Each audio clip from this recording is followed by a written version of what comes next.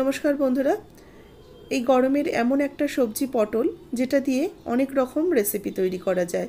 যেমন পটল দিয়ে খুব হালকা কোনো রেসিপিও তৈরি করা যায়, আবার পটল দিয়ে ঠিক এরকমই একটা মোগলাই রান্নাও তৈরি করা যায়। আজকের রেসিপির নাম হচ্ছে মহারানী পটল। এখানে নিয়েছি দেখুন পটলগুলোকে আমি কেটে পরিষ্কার করে ধুয়ে রেখেছি, আর পটলগুলোকে একটুখানি আমি চেঁচে নিয়েছি, মানে দুদিকে একটুখানি চিড়ে নিয়েছি, নিয়ে পটলের গাটাকে একটু চিড়ে চিড়ে কেটে নিয়েছি।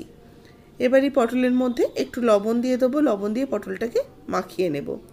আর পটলের খোসা সবসময় একটু রেখে কাটবেন, তাহলে পটল কিন্তু সেরকম নরম হয়ে গলে যাবে না, আর পটলের যে সুঘ্রাণটা সেটা কিন্তু এই পটলের খোসার মধ্যেই থাকে।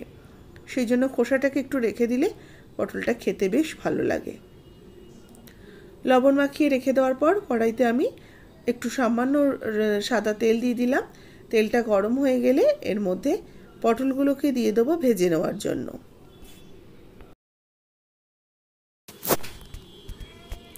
পটলগুলোকে দিয়ে এবার পটলগুলোকে ভেজে নেব, তবে খুব লাল করে ভাজবো না, একটু হালকা করেই ভেজে নেব।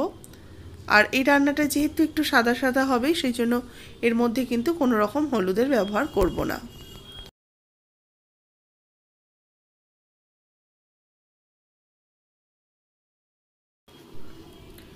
ঢাকা চাপা দেব না, আস্তে আস্তে মিডিয়াম টু লো আঁচে রেখে পটলটাকে একটু আমি দুপিঠ হালকা ব্রাউন কালার আসা পর্যন্ত ভেজে নেব।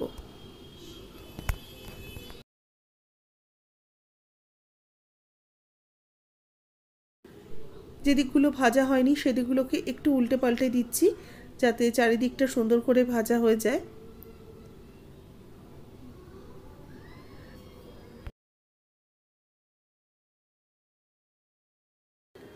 পটলগুলো ভাজা হয়ে গেছে, এবার এগুলোকে উঠিয়ে রেখে দিচ্ছি।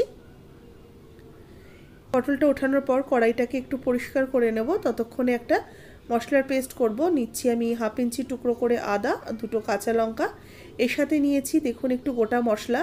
তার মধ্যে আছে একটু জয়িত্রীর ফুল, তার সাথে আছে একটু দারচিনি, একটুখানি ছোট এলাচ, আর আছে লবঙ্গ, আর একটুখানি নিয়েছি জায়ফলের একটা ছোট টুকরো। এগুলোকে একসাথে আমি আদা কাঁচা লঙ্কার মধ্যে দিয়ে দিলাম, দিয়ে এটাকে একটুখানি পেস্ট করে নেব। সামান্য একটু জল দিয়ে এটাকে ভালো করে বেটে নেব।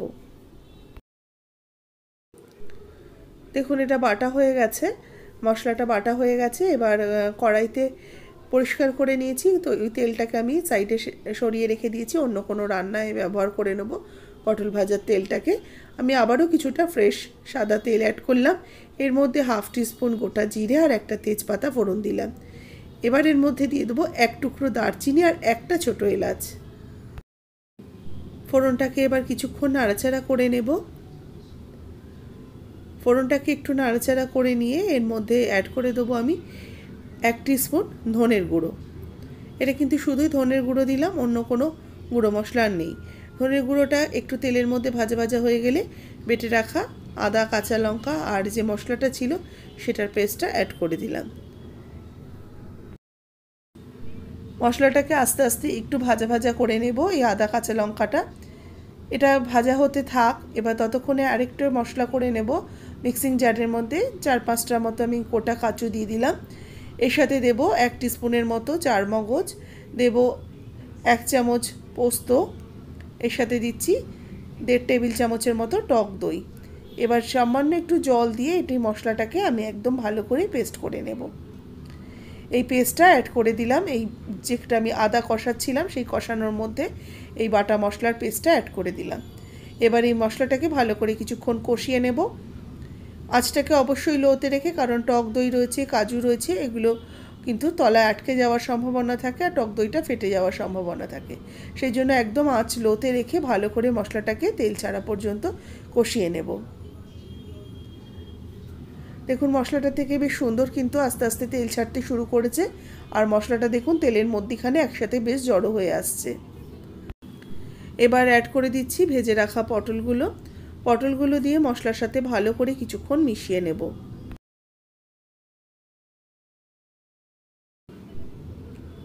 পটল মশলার সাথে খুব ভালো করে কষিয়ে নিতে হবে, আর পটল থেকে যতক্ষণ না ভালো করে তেলটা ছেড়ে আসছে ততক্ষণ এটাকে ভালো করে কষিয়ে নিচ্ছি। এবার এর মধ্যে স্বাদ মতো লবণ অ্যাড করব, আর এর সাথে দেব স্বাদ মতো চিনি। যেহেতু একদম পেঁয়াজ রসুন ছাড়া একটা নিরামিষ রান্না, একটুখানি সামান্য চিনি অ্যাড করলাম। এবার ভালো করে পটলটার সাথে এটাকে মশলাটাকে কষিয়ে নেব। এইভাবে পটল রান্না করে দেখবেন, এই মহারানী পটল একবার রান্না করে দেখবেন, অবশ্যই ভালো লাগবে।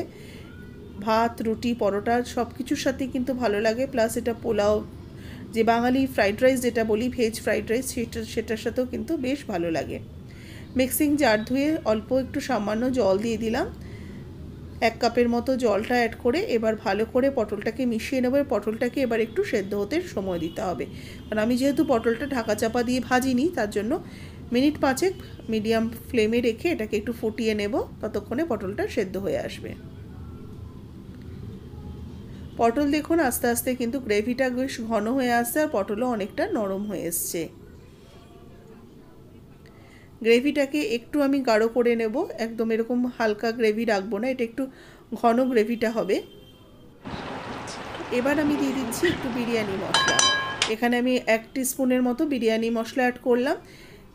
বিরিয়ানি মশলায় যেহেতু মোগলাই মশলার সমস্ত উপকরণগুলো থাকে, সেই কারণে আমি বিরিয়ানি মশলাটাই পছন্দ হলো, যে সময় কমে রান্না করা যাবে বিরিয়ানি মশলাটা অ্যাড করলে।